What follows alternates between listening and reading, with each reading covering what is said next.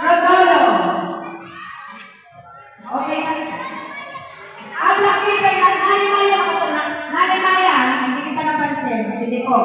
Yan po ang pinupulang black leader. Sige na, photo ops po, photo ops. Hotel bilis na, bakit nagugulong na kayo?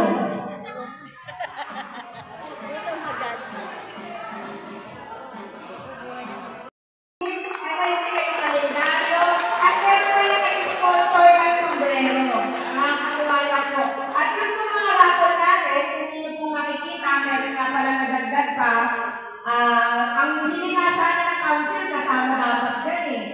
Kasi puro pangalan nyo lang yung nailagay namin eh. Pwede ba kasama yung council sa raffle? Tapos nasa kanila na lang kung gusto nilang i-wait. Diba?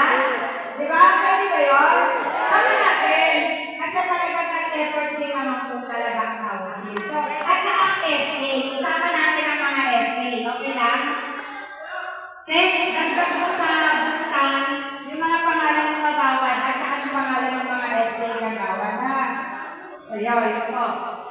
Sa diwa ko ito, sabi ko nga ang Christmas kasi at ang New Year ay hindi naman talaga nasusukat sa dami ng regalo, sa dami ng pagkain na nakain sa mesa, sa dami ng rengyo, kaya sarap ng buhay. Sabi ko simple lang, buo lang ang pamilya sa mesa, kahit kanin ng sardinas, masaya na, di ba? Yun lang po yung alam ng diwa ng mapasuhan. Pag buo yung pamilya, nagkakaisa, nagmamahalan, the best na yun.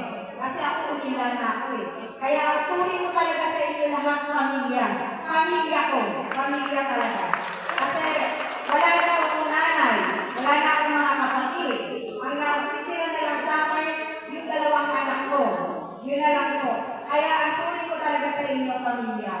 Walang halong agnasikan ko yun. Yun na po. Binabati na po kayo ng isang maligayang Pasko at maligong bagong taon. Sana